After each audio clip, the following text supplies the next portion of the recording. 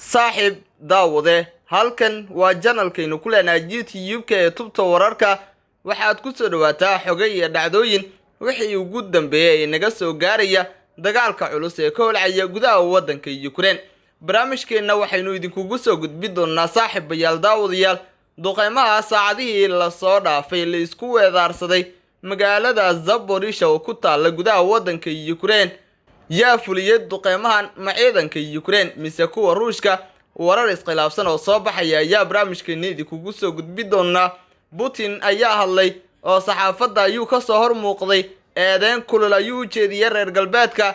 Zelensky ayuu ugu baaqay sida ugu dhaqsiyaha badan in uu ku soo dhiibo gobollo ka tirsan Ukraine. haddaba warka culus ee ka soo yeeray hogaamiyaha mayalka adag ee Ruushka Vladimir Putin ayaa barnaamijkeena idinkugu soo gudbin doonaa. sidoo kale waxaynu soo qaadan doonaa Ruushka iyo sidoo kaleba kaalintiisa qaaradani madow ee Afrika. Ruushka ma dhaba mise jirtaa inuu gacanta ku dhigay 3 dal oo ka tirsan qaaradda Afrika? sidee ayay arrinta tan u muuqanaysaa hadiiba ay dhab tahay? maxaase ka jira warkan oo saacadihii la soo dhaafay warbaahinada caalamka ay qorayeen dadka falaqeeya siyaasadana ay taxliilinayeen baraha bulshadana lagu qorayay warar iyo sidoo kaleba macluumaad sax ah ayaynu barnaamijkeena idinkugu soo gudbin doonaa. daawade saaxiib meel waliba joogto soo dhawow muuqaalkan like saar sina share garay inagu soo beer subscribe inoo saar channelka Faraga Maleelka si durbadiiba ay ku soo gaaraan muuqaalada aynu halkan idinkugu soo gudbino. waa ku mahadsantahay daawade la socodkaada iyo la jaanqaadkaada intaba. qaybta hoose ee faalada lagu gudbiyay commentigana aragtidaada saliimka inoogu reeb. markaana daawade saaxiib waxaad ku soo dhawaataa faqidaada ama falaqeynta qodobadii aynu soo dulmarnay markaana aynu ku bilowno. dagaalka Ukraine ee markaasiba ka holcaya qaybo badan oo ka tirsan dalkaas ayaa u muuqda mid sii holcaya oo sii karaar qaadanaya. dagaalka uma muuqdo mid istaagaya oo markaasiba badbaadinaya nolosha dhowr qof oo markaasiba dad ah birmageeda aan waxba galabsan kuwaas oo aanan markaasiba wax luga ku lahayn dagaalada. dagaalka kan ayaa soo bilowday 24 February sanadkan ilaa iyo haddana waxa uu ka holcayaa gudaha dalkaasi. madaxweynaha waddanka Ruushka Vladimir Putin oo isaga iska lahaa amarka duulaanka loogu qaaday Ukraine ayaa ilaa iyo hadda ku adkeysanaya fikirkiisa ama aragtidiisa in dagaalada la sii wado. Putin ayaa waxa uu reer galbeedka ku eedeeyay in ay dabadhilifin u yihiin Ukraine oo ay taageerayaan Zelensky sidoo kalena ay rabaan in Ruushka markaasiba la jabiyo oo awood ahaan aad loo wiiqo. tani ayuu ku tilmaamay Vladimir Putin inay tahay arrin markaasiba ka fog maanka bini'aadanimada amaba caqliga saliimka. waxa uuna ugu baaqay reer galbeedka in ay tartiibsadaan oo ay markaasiba cagahooda dhulka dhigaan iyagoo ka fekeraya dantooda gaarka ah. dagaalkan sii holcaya marka laga soo tago waxaa saacadihii la soo dhaafay duqeymo culus ay ku habsadeen magaalada Zaporizhzhia oo ku taala gudaha waddanka Ukraine. magaaladan waxaa gacanta ku haya ciidamada dalka Ukraine maadaama ay dhowaan dib ula wareegeen kadib ka gadaal markii horaan gacantooda looga baxshay. waxaana haatan ciidamada waddanka Ruushka yihiin kuwa duqeymaha halkaasi ka fulinaya. lama garanayo ilaa iyo hadda duqeymaha dadka ku waxyeeloobay oo markaasiba ku dhintay amaba ku dhaawacmay, balse xitaa waxaa la soo warinayaa inay jiraan dhismayaal ku burburay duqeymaha halkaasi lala bartilmaameedsaday. xaaladda ayaa hal loo sahla balse wixii ku soo kordha daawadayaal waynu idinla socodsiin doonaa. dhanka kalena aynu abaarnay Ruushka ma wuxuu gacanta ku dhigay 3 dal oo ka tirsan qaaradani madow ee Afrika. afgambigii ugu dambeeyay ee ka dhacay Burkina Faso ayaa lagu arkay muuqaal laga duubay dhalinyaro luleysa calanka Ruushka oo taagan wadooyinka magaalada caasimadda ee Ouagadougou. arrinkaas oo laga yaabo in ay soo jiidato dareenka madaxtooyada Kremlin-ka ee Moscow. inkasta oo ay tiraahan aad u yaraayeen haddana ficilka ay sameeyeen dhalinyaradaasi waxa uu sababay hadalhayn ku saabsan in laga yaabo in Ruushka uu lug ku lahaa afgambigii oo kabtan Ibrahim Traoré kula wareegay awoodda waddanka Burkina Faso oo wajahaya dhibaatooyin amni oo la xiriira ururo jihaadoon ah. Yevgeny Prigozhin oo ah ganacsade maalqabeen ah oo aad ugu dhow madaxweynaha waddanka Ruushka Vladimir Putin isla markaana ah aas-aasaha kooxda Wagner oo ah urur calooshadu shaqaystayaal ah oo ka shaqeeya dhowr waddan oo Afrikaan ah ayaa u hambaliyay hogaamiyaha da'da yar ee ciidanka junta isagoo ku sifeeyay inuu yahay wiil geesi ah oo u qalma xilka maadaama uu naftiisa u huray dalkiisa hooyo. Dadka Burkina Faso waxay ku hoos noolaayeen harkii gumaysiga kuwaasoo dadka markaasiba dhacayay sidoo kalena tababarayay taageerayna markaasiba kooxo burcada oo dhibaato ku noqday shacabka dalka yiri. Dadkii soo dhaweynayay afgambiga ka dhacay waddanka galbeedka Afrika ku yaala ee Burkina Faso ma ahayn oo kaliya in ay kor u lulayeen calanka Ruushka waxay sidoo kale weerareen xarumaha Faransiiska oo ay ku jirto safaaradda. Rabshadaha ayaa gobolka oo dhan argagax geliyay taasoo mar kale muujisay awoodda ay leedahay carada ka dhanka ah Faransiiska ee ka jirta dalal badan oo Faransiisku hore u gumaysan jiray oo ka tirsan qaaradda Afrika amaba ku yaala qaaradda.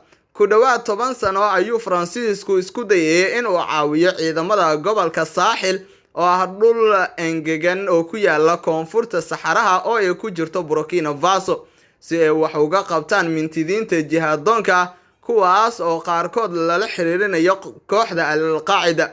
balse waxa uu dhawaan isaga baxay dalka ay Burkina Faso jaarka yihiin ee Mali oo isaguna hore u gumaysan jiray Faransiiska kadib markii uu xumaaday xiriirkii kala dhaxeeyay ciidamada militariga ee halkaasi ku sugan kuwaas oo lagu eedeeyay in ay xiriir la leeyihiin Ruushka si ay uga caawiyaan la dagaalanka kooxaha hubeysan. Sergey Markov la taliyay hore ee Kremlin-ka oo si toos ah u cabiray aragtidiisa ayaa yiri dadkeenu waxay caawiyeen hogaamiyaha cusub ee Burkina Faso. Waddan kale oo Afrikaan ah ayaa meesha ka saari doona xiriirka uu la leeyahay Faransiiska una wareegi doona xulafada Ruushka ayuu yiri. Falaqeeye dhanka juqraafiga ah oo la yiraahdo Dr. Samuel Ramani ayaa isaguna sheegay in tani ay calaamad u tahay in Ruushka uu ka guurayo siyaasadihiisii hore ee xasiloonida siyaasadeed ee gobolka. Inqilaabyadii hore Ruushku waxa uu isku dayi jiray in uu iska dhigo in uu noqdo ka faa'iideystaha isbedelada nidaamka ayuu yiri Dr. Ramani oo ka tirsan macadka Royal United Service Institute sidoo kalena wax ka qora siyaasadaha Ruushka ee qaaradda Afrika. Markan Ruushku aad ayuu uga firfircoon yahay in uu taageero afgambiga taasina waxay keentay in la isla dhexmaro in Ruushku door isku dabarid ah ka ciyaaray afgambiga Burkina Faso ayuu yiri. Laakiin waxa la aaminsan yahay in kooxda Wagner ay ku lug lahayd arrintan inkastoo Ruushku si joogto ah isaga fogeeyo in calooshadu shaqaystayaasha ay wax xiriir la leeyihiin dawladda mana jirto caddeyn sax ah oo muujinaysa ku lug lahaanshiyaha tooska ee Ruushka. wax yar kadib markii uu xukunka la wareegay Captain Traore waxa uu cadeeyay in uu doonayo in uu la shaqeeyo saaxiibo cusub oo caalami ah si ay dib ugu riixaan kooxaha Islaamiyiinta ee xagjirka ah ee markaasiba dalka ka dagaalamaya tan iyo sanadii 2015. dad badan ayaa u qaatay in uu la jeedo Ruushka balse isagoo diradda saaraya sidii looga adkaan lahaa kooxaha jihaadoonka wuxuu sheegay in uu sidoo kale u furan yahay in uu la shaqeeyo Mareykanka ama waddan kale oo doonaya in uu gacan ka geysto hagaajinta ammaan darada ka jirta dalkiisa. Mareykanku wuxuu qaban qaabiyaa tababar sanadle ah oo weyn oo la xiriira la dagaalanka argagixisnimada kaas oo loogu talagalay wadamada galbeedka Afrika ku yaala. inkastoo sanadkan Mali iyo Burkina Faso labaduba ay ka maqnaayeen howlgalka Flintlock, waxaan u maleynayaa in Burkina Faso ay rabto in ay ka fogaato dabinka ay Mali ku dhacday ayuu Dr. Ramani isagoo xusay in militariga Mali ay aad uga soo horjeedeen reer Yurub iyo Mareykankaba tan iyo markii ay xukunka la wareegeen sanadii 2020. waxay hadda si buuxda ugu tiirsan yihiin oo ay la qabsadeen dawladda Ruushka ayuu yiri. mar haddii ruushku uu soo fuulo masraxyadan way adag tahay in uu si sahla uga dego. sidaas oo kale ayaa ka dhacday Jamhuuriyadda Afrikada Dhexe CAR. kooxda calooshadu shaqaystayaasha Wagner ayaa Jamhuuriyadda Afrikada Dhexe ka shaqeynaysay tan iyo sanadii 2018 waxaana howlwadeennada lagu eedeeyay xadgudubyo ka dhana xuquuqul insaanka oo ay ku jiraan dilwadareed, jirdil iyo sidoo kaleba kufsi. in lala xisaabtamo kooxaha sida Wagner ee calooshadu shaqaystayaasha waxay noqon kartaa mid adag, ayay tiri Doctoressa Sorja Macheloda oo ah ku-xigeenka madaxa jaamacadda Copenhagen isla markaana madaxa kooxda qaramada midoobay u qaabilsan dabagalka adeegsiga calooshadu shaqaystayaasha.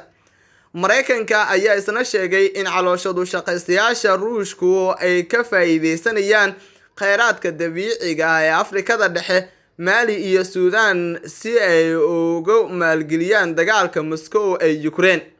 waxay la tahay in Traore uu isku dayayo in uu qariyo sida uu ugu qamaarayo xiriirka Ruushka, isagoo muujinaya in uu isku dayi karo in uu isku dheelitiro dhammaan dhinacyada, ayuu yiri Dr. Ramani. laakiin dabcan iskaashi kasta oo lala yeesho Ruushka wuxuu xaqiiqdiin u noqon doonaa dhabarjabka Faransiiska iyo reer galbeedka. way adag tahay in Mareykanka iyo Faransiisku ay hal meel kala shaqeeyaan Ruushka. arrintaas ayaa jahwareerka haysta Traore ma wuxuu si toos ah ugu janjeeri doonaa dhanka Ruushka mise dhexdhexaad ayuu iska dhigi doonaa, ayuu yiri. si kastaba ha ahaatee waxaa kale oo jira su'aalo kale oo la iska weydiinayo saameynta ay Burkina Faso ku yeelan doonaan calooshadu shaqaystayaasha Wagner ee wadanka Ruushka. inkasta oo howlwadeennada kooxdan ay Mali ka howlgalayeen wax ka yar hal sano, haddana waxay u muuqataa intii ay joogeen inaysan saameyn wanaagsan yeelan maadaama weerarada jihaadiyiinta ay sii kordhayaan, waxaana lagu eedeeyay xadgudubyo ka dhana xuquuqda aadanaha. intaa waxaa dheer in sanadkan 2022 uu noqday sanadkii ugu dhimashada badnaa ee wadanka Burkina Faso iyo Mali tan iyo markii ay bilowdeen ururada jihaadoonka ah. saaxiib daawadayaalkaas ayaan kusoo gabagabaynaynaa warbixintii aan kala socoteen tubta diiradana aan ku saarina dagaalada Ukraine iyo Ruushka iyo sidoo kaleba xaaladda Burkina Faso iyo sidoo kaleba wadanka Ruushka. tan iyo barnaamijkan kiisa kale nabadgelyo.